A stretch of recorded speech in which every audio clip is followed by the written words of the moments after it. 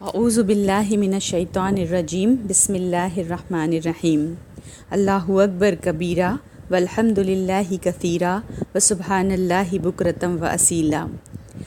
الادعیۃ النوم والاستیقاظ، سونے اور جاگنے کی دعائیں۔ حضرت ابی بن کعب رضی اللہ اپنے والد سے روایت کرتے ہیں کہ ان کے کھجوروں کے کھلیان تھے تو وہ اس میں کمی دیکھتے، تو ایک رات انہوں نے چور کو پکڑ لیا جو جانور سے مشابہ ایک نوعمر لڑکا تھا۔ انہوں نے اس کو سلام کیا تو اس نے جواب دیا۔ انہوں نے کہا تم کون ہو، جن یا انسان؟ اس نے کہا میں جن ہوں۔ انہوں نے کہا اپنا ہاتھ میری طرف بڑھاؤ، تو اس نے اپنا ہاتھ بڑھایا۔ اس کا ہاتھ کتے کے ہاتھ کے مانند تھا اور اس کے بال کتے کی بال کے مانند تھے۔ انہوں نے پوچھا کیا اس طرح جنوں کی تخلیق ہوتی ہے؟ اس نے کہا میں یہ جانتا ہوں کہ جنوں میں مجھ سے زیادہ شدید اور کوئی نہیں ہے۔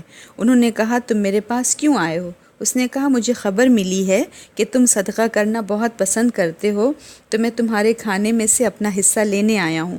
انہوں نے کہا کیا چیز تم سے بچا سکتی ہے؟ اس نے کہا وہ آیت جو سورۃ البقرہ میں ہے، اللہ لا الہ الا هو الحی القیوم، یعنی آیت الکرسی۔ جو کوئی اسے رات کو پڑھے گا وہ صبح تک مجھ سے پناہ میں رہے گا، اور جو صبح اسے پڑھے گا وہ رات تک مجھ سے پناہ میں رہے گا۔ پھر جب صبح کو انہوں نے اس بات کا ذکر نبی صلی اللہ علیہ وسلم سے کیا تو آپ صلی اللہ علیہ وسلم نے فرمایا اس خبیث نے سچ کہا ہے۔ صحیح بخاری میں بھی اس طرح کا ایک واقعہ ہے۔ حضرت ابو ہریرہ رضی اللہ عنہ سے مذکور ہے کہ نبی اکرم صلی اللہ علیہ وسلم نے انہیں مسجد نبوی میں جمع شدہ غلے کا جو صدقہ الفطر کے طور پر وصول ہوتا تھا نگران مقرر فرمایا۔ چنانچہ یکے بعد دیگرے 2 راتوں کو ایک شخص غلے کے ڈھیر کے پاس آتا رہا اور مٹھیاں بھر کے لے جانے کی کوشش کرتا رہا۔ حضرت ابو ہریرہ رضی اللہ اسے موقع پر پکڑ لیتے، مگر وہ اپنی غربت کا واسطہ دے کر اور آئندہ نہ آنے کا عہد کر کے چھوٹ جاتا رہا۔ تیسری رات پھر آیا۔ حضرت ابو ہریرہ رضی اللہ نے اسے پکڑ کر کہا اب تو میں تمہیں نبی صلی اللہ علیہ وسلم کے سامنے پیش کیے بغیر نہ چھوڑوں گا۔ اس نے لجاجت سے کہا کہ مجھے جانے دو، میں تم کو ایسے کلمے سکھا دیتا ہوں جو تمہارے حق میں نافع ہوں گے۔ حضرت ابو ہریرہ رضی اللہ تعالیٰ خیر و صلاح کی باتوں کے دل دادا تھے، اسے چھوڑ دیا۔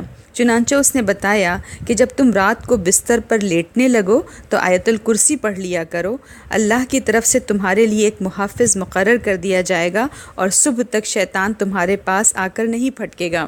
حضرت ابو ہریرہ رضی اللہ نے نبی صلی اللہ علیہ وسلم کو یہ ماجرا صبح کو سنایا۔ آپ صلی اللہ علیہ وسلم نے فرمایا وہ خود جھوٹا ہے مگر اس کی یہ بات درست ہے۔ جانتے ہو تم جس سے ہم کلام ہوئے تھے وہ کون تھا؟ وہ شیطان تھا۔ امام احمد نے بھی مسند میں اس طرح کا ایک واقعہ بیان کیا ہے اور بتایا ہے کہ یہ ابو الدرداء رضی اللہ کو پیش آیا تھا۔ تو ہو سکتا ہے کہ ان تینوں حضرات کو فرداً یہ واقعہ پیش آیا ہو۔